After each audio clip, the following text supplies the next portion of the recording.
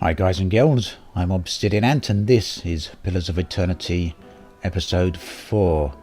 We have arrived at the inn and our intrepid hero is looking for a cure to some condition he found, or he caught. Just looking at some of the details here, they almost look hand-drawn, don't they? You're going to tell me that they actually are now, but it certainly looks that way. Lovely amount of detail. Look at this guy's clothing. Should we go see if we can talk to the innkeeper then, or we can talk to any of these? Let's talk to the villager then. Good to see new faces around. Feels like the village gets smaller by the day. Thought this place was going under after the owner left, but it's held out. Good day, stranger. Oh, greetings and welcome to the Black Hound Inn. The innkeeper bows her head curtly. Please, sit where you like. Would you like a drink or a room? We have 2 available at the moment. I'm afraid we can't offer much by way of a good meal today, she sighs. Unless you're fond of cold porridge. I could use some reliable help. Do you know of anyone looking for work? Can I see what you have for sale? I'd like to know more about the Black Hound. Do you have any reliable help? Oh, well, I wouldn't say I can speak from experience, but we do have certain sorts coming by looking for work from time to time. If you want to hire someone on, I'd be happy to send them your way. Let me see what I have to work with. A level 1 adventurer for 250 gold.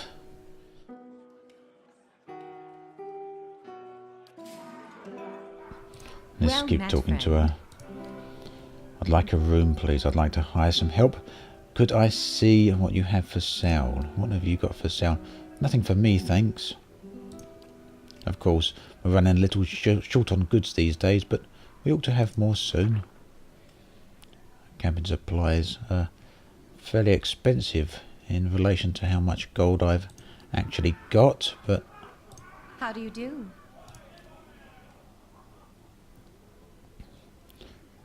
Okay.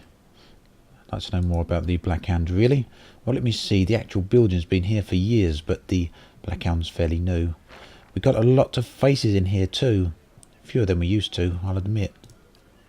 I used to work for the tables event actually until the old owner up and left. Nobody's sure what happened to him, if even left his poor hound behind. That's the name, see? The Black Hound. It's still sitting upstairs pining after him. Poor old girl. Okay, well, let's see what else is in here then. Huge rooms here, look at that. Gigantic place. It's a massive... Can we talk to any of these? Anyone see Pearly around who's usually drinking his head off this hour of the day? Poor old Pearly, eh? There's a guy that died from the caravan.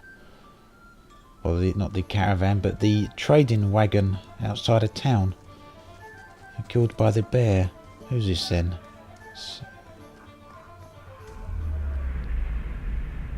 Oh, not looking too good here. As you near, you feel a vibrant history contained in the essence of this woman's soul. Voices from its past seem to call out to you. Shall we reach out for the soul? You see a woman emptying her satchel into her bed, taking stock of her inventory. Potions, bandages, tinctures and herbs are scattered throughout her room haphazardly. She bites her lip, head tilted to the side, considering. She begins to repack one item after the other. Careful deliberation, undercut by shaking hands. Each item has a clearly marked place, but no matter how she repacks it, she isn't satisfied. The shaking worsens as she empties it out once more, one hand held to her mouth. Tears eke from her eyes as she gives up all semblance of order and shoves everything she can into the satchel, grabbing it and running out of the bare house. Straightening her back, She walks to the docks, chin high, eyes hard and red. A gangly young elf offers his condolences, but she can't see him for the ocean ahead of her. She wanders the docks, offering her services as doctor to anyone who will listen, anyone heading out on high tide. Less than an hour later, she watches her childhood disappear in the distance, a tiny speck of an island, and tries not to jump.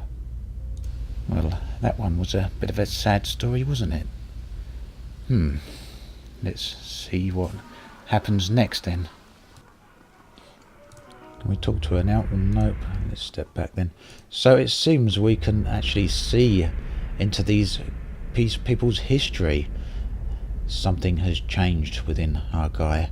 As you near, you feel a vibrant history contained in the essence of this man's soul. Voices from its past call out to you.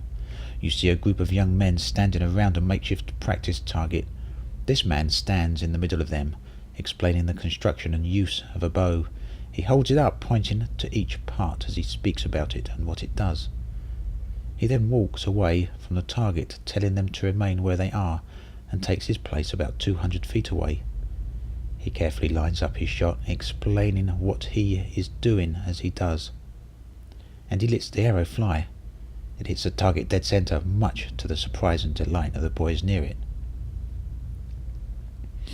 He smiles, walks toward the boys, talking about proper stance and how most effectively hold a bow. A noise comes from the tree line near their practice venue, and he stops, scanning the woods, blue eyes squinting against the sun. A shadow moves, making its way through the forest behind them. He draws an arrow and lines up the shot, carefully tracking the motion of the hidden creature. Loosing the arrow, he wastes no time and quickly grabs another. The boys spin, watching the arrow fly into the forest, immediately lost among the trees. There is a sudden explosive movement from the undergrowth as a deer erupts from the tree line, running across the edge of the clearing. The boys laugh, turning to joke with the man about the lousy shot. They stop talking, seeing him holding the bow and leading the deer with a knocked arrow. They drop to the ground as he looses the last arrow, which flies true and strikes the deer right behind its shoulder, piercing heart and lungs, and dropping it dead almost immediately. He sounds like he used the first arrow then to scare the deer out into the open. The boys stare at the deer for a few seconds and then slowly turn to look at the man, newfound respect in their eyes. He smiles again and breathes a quiet sigh of relief.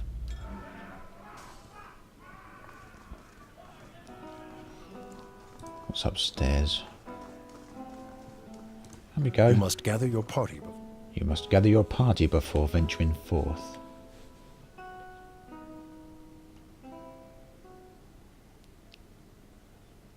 So we're up another rather large hallway. Grab a drink, friend. Not much else worth in this town, says the woman from Thane. Hey, we said we wouldn't mention Thane. So plenty of people around here, and it looks like we may be reaching into a few more people's souls. Now I'm going to keep doing this because it's quite possible we may need to know something about these people in the future. As you near, you feel a vibrant history contained within this man's soul. You see a man soar through the air, hitting a nearby wall with a nauseating crunch. He doesn't give up. His attacker, a burly, clean-cut warrior with a carnivorous grin, turns and shoves his fist into the stomach of another assailant, removing another from the impromptu battle. The bar is a whirlwind of elbows and knees, fists and feet, with no end in sight, and he is in his element. In the corner, three smaller men speak quietly, throwing malicious glances at the larger man. In the centre, he breaks a chair over a tattooed head, cackling. The trio position themselves in the three parts of the room, and with a terse nod, they charge. Unfortunately for them, the man sees them coming. Something in his eyes burns brightly, and all three slump to the ground in agony. The burly man bows to the room of the unconscious and incapacitated before sauntering out, off-key whistle trailing behind him. That's what I just looked at. Got Shane. You see an emaciated boy in chains, black holes for eyes, staring sightlessly at a wall. A man in a dark coat walks in, a scroll and an oddly shaped quill in his hand. The boy glances at him expressionless, a corpse waiting for animation. The man clucks at him, disapproval clear in his tone. The boy stands, limbs hanging. The man takes the quill and begins to write on the boy's chest, copying sharp, angular symbols from the scroll. The child doesn't flinch as the quill digs deep into his skin, drawing blood as it goes. The wizard finishes with a flourish and barks some arcane command, setting the symbols to glow dully. The boy cries out, knees hitting the stone heart, his chest burning black and red. Finally the glow disappears, leaving only hard black scars etched into his skin. He slumps sideways, twitching eyes facing at the back of his skull. The wizard grunts, kicking him on the leg. On his way out, the boy lies on the floor until dawn, eyes still black like holes, the twitches growing into convulsive shakes. And that's why it's called Shakes. Quite some history to these guys. You see a long empty road cutting through two large crop fields. The air is silent and the land seems too still for the early afternoon. This woman walks slowly on the road, leading a horse, curiously looking around. She seems to sense something wrong, but is unable to discern what it is. She stops, sniffing at the air, her eyes, her nose high. Her brow crinkles and she casts about, looking for something. The air is clear. No clouds. She sniffs again, looking around, confusion and cloud in her face, mouthing a single word. Fire. She looks across the fields, her confusion turning to fear. She holds her hand up to block the sun from her eyes and scans the field again, not finding what she is looking for. She jumps onto her horse's back, the fear quickly becoming panic. She kicks, sending the horse shooting down the path, which bends around some trees to where the farmhouse should be. She pulls up short, horror now in residence on her face as she stares at the burned and charred mess that used to be her family's home. Tears well in her eyes as she kicks again, racing to the rubble.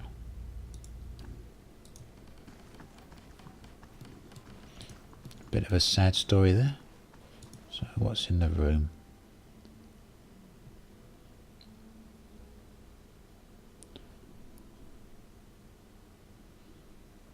Some of the loading screens here, I'm trying to edit most of them out, but some of them I may miss, so hopefully it's not too long of a wait for you all. Okay, we're up on the walkway here. Back outside again.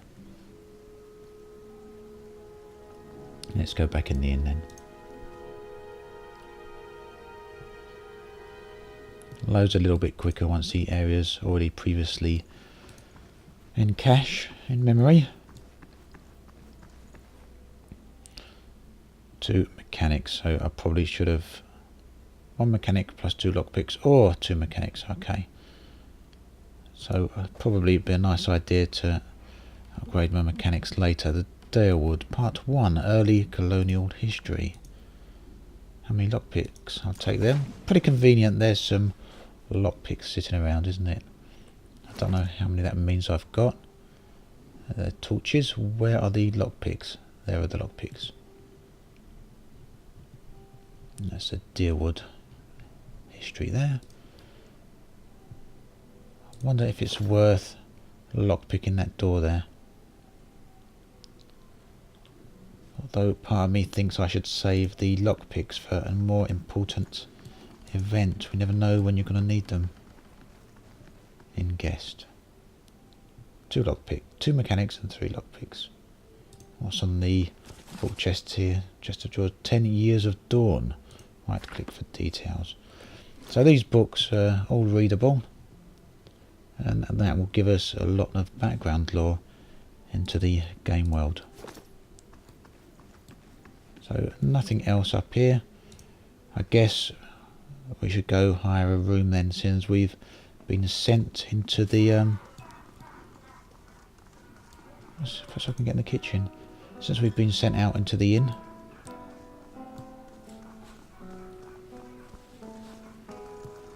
That laugh.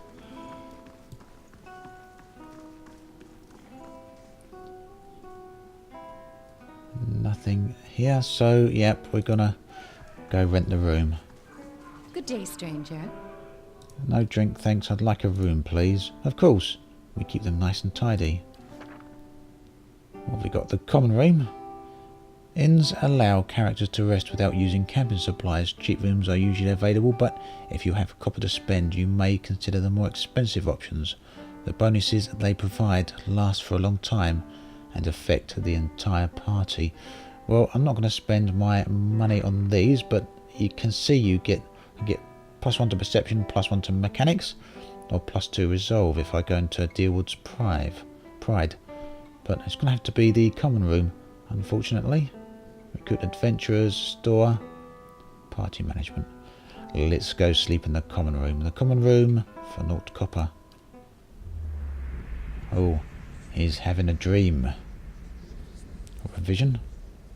Or time is merely passing. Your sleep is restless and fevered, assaulted by hisses and whispers, blanketed with a suffocating anxiety.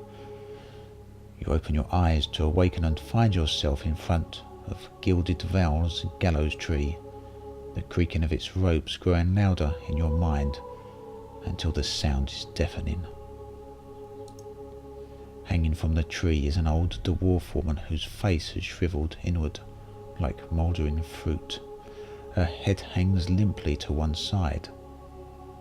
As you look at her, she looms larger and larger in your mind until she is mere inches from your face.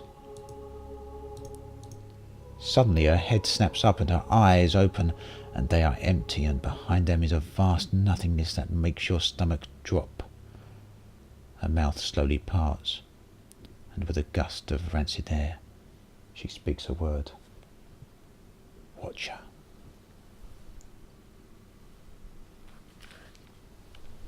You jolt awake, the foul smell of the dwarf woman's breath still permeating your nostrils. Sweat runs down your face in thick droplets, and your skin is soaked from head to toe. You remember the woman. You remember seeing her decaying face when you spoke with the magistrate. He called her an animancer. Though it fills you with a new, queasy apprehension, you feel a strange compulsion to see this woman once more, if only to confirm she is truly dead. Seek help for your condition. Find the dwarf woman from your dream, which is now in my journal here.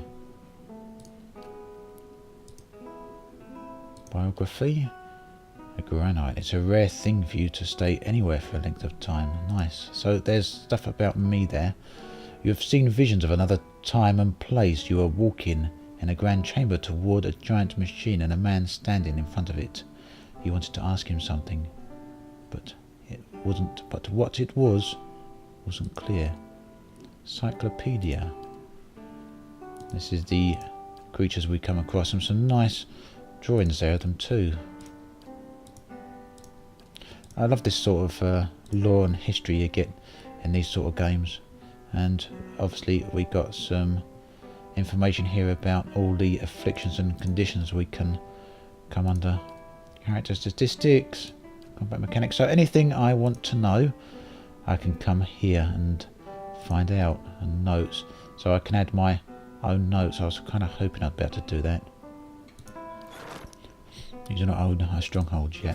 So just clicking around randomly there for a minute, but now we're going to head out, I guess, and see if we can find that dwarf lady. And hopefully the area loads a little bit quicker this time, but yep, there we go. More villagers. Now, as we pass out of our field of vision here, you see these guys disappear into the, I suppose, the fog of war. What's not in their sight? Even though they're facing forward, they can't see them. So the fact I'm zoomed out so far actually makes it a little bit more obvious that what you can and can't see. But we want to get back to the the tree here. And there, look, she's glowing. Caldara. The squat, distended body of an elderly dwarf woman dangles from a thin, crooked bough that sags at the tug of her noose.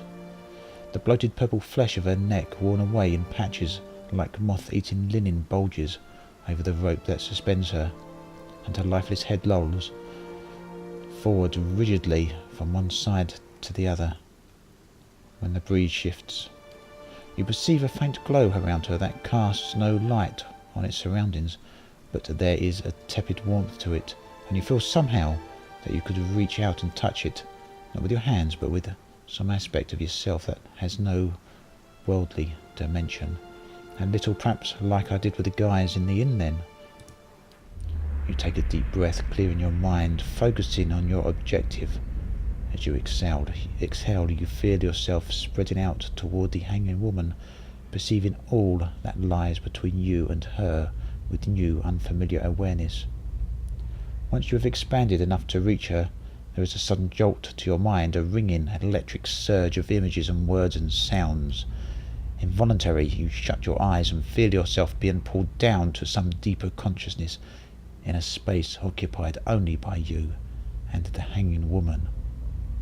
And when you open them again, she is staring at you with eyes clouded in a milky fog, her body still swaying in a wind you no longer feel from the tree that stands planted in a misty void.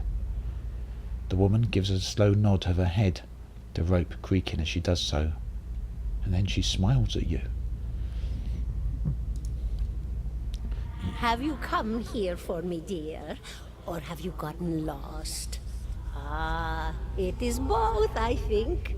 Yes? How are you able to speak to me? I need to understand something that's happened to me. She nods, a look of pity on her face as though consoling a child. The world looks a little different than it used to, is that it? Feels like you're noticing things for the first time that have always been there. You have seen past the shroud. It only takes an instant. Your soul remembers, yes? Remembers how it sees when it leaves the body, like being reminded of a dream you had forgotten. You are a watcher now, and a watcher you will stay. Well, what is a watcher then? What indeed? Long hours have many animancers spent studying such things. Not I, though. Not I. I'll tell you what I know, though, since fair is fair.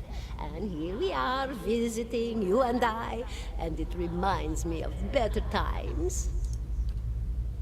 Souls pass on. Some say through Audra stones, which are the blood veins of the world. They leave the world for a time and are reborn into it, sometimes more than they were before, but usually less and seldom the same. For all souls there is a time where they do not live, yet have not passed on, and those souls roam the world, same as you or I, either leaving or lost. But no one sees them because they have forgotten how. A watcher sees, though, knows what to look for.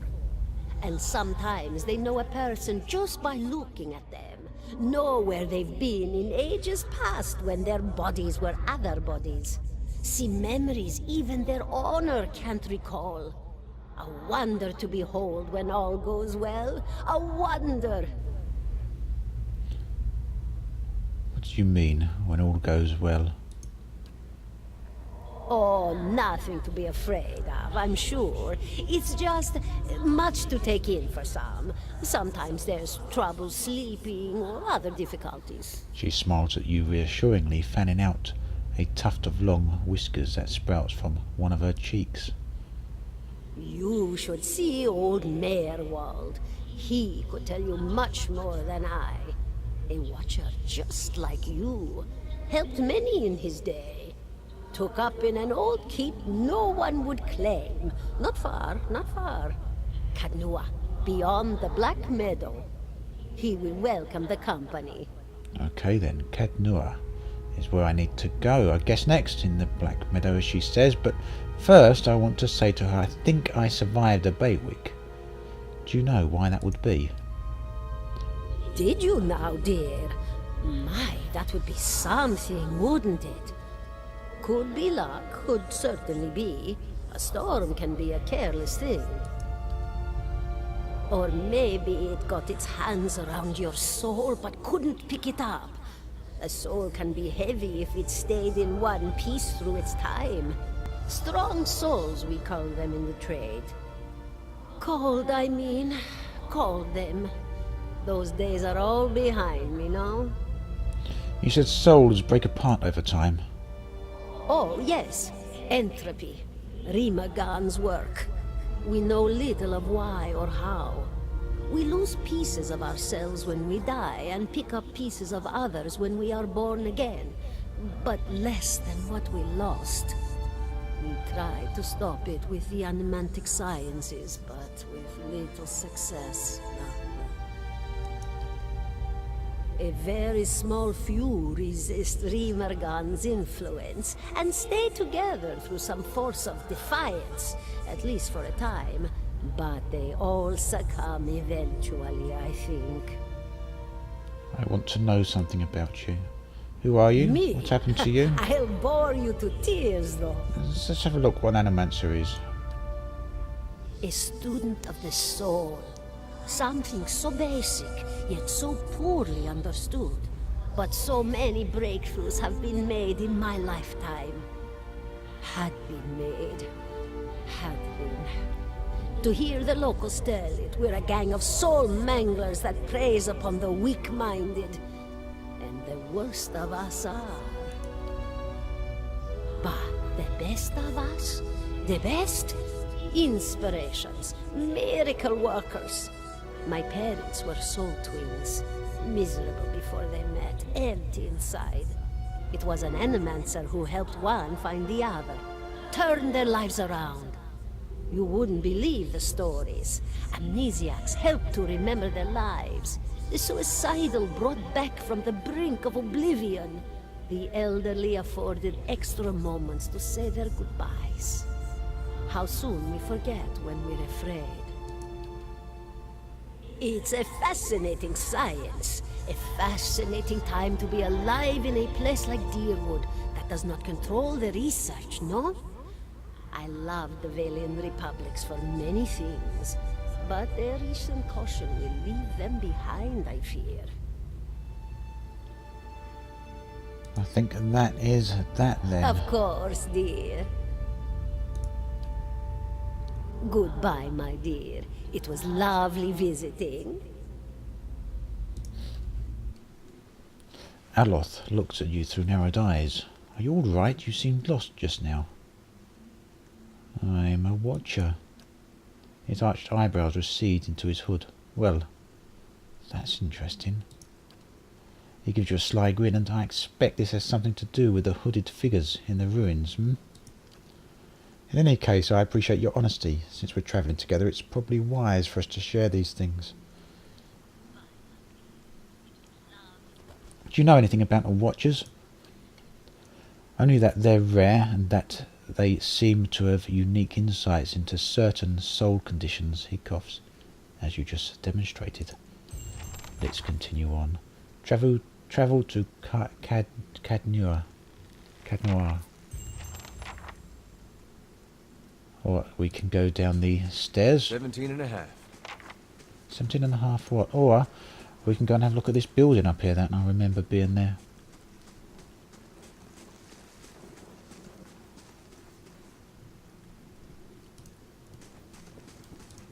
Such well-drawn environments, aren't they?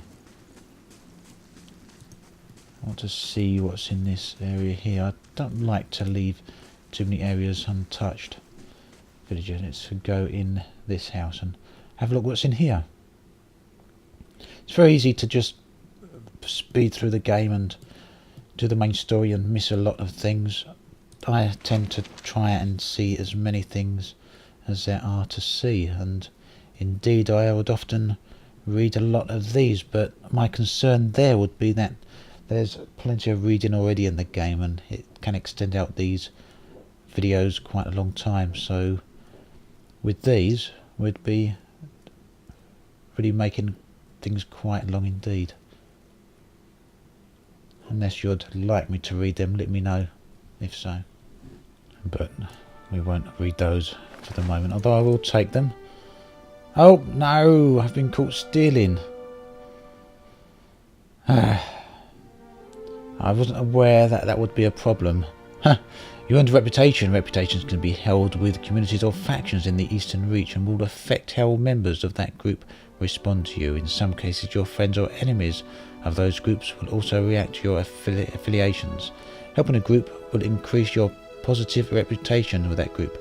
Harming a group will increase your negative reputation. It is possible to have a mix of positive and negative reputation with a group if you help and harm them in equal measure. Oh dear, what's going to happen then? Are you going to fight me? Oh, what a shame. Never mind. Sorry, I come into your house and kill you. Right. Then again, you didn't have to just kill me. You could have said, hey mate, you took my book. And then I would have put it back. Never mind. We got some gear out of it anyway. May as well take it all. Although what they say outside, I don't know. I'd imagine if anyone knows, they won't be too happy. Rats scurry behind the sacks. So I wanted to know what this room was like, and I come in and killed its occupants. May as well take everything. I'll know not to steal anything in future. That's if the other villagers don't know what I've done. They're bound to find out sooner or later though, aren't they? Well, it seems no one is out here at least, so we may well have got away with that. And on that note, we'll continue on the next episode. As always, thanks for watching. I'll catch you guys and girls next time. This has been Obsidian Ant, signing out.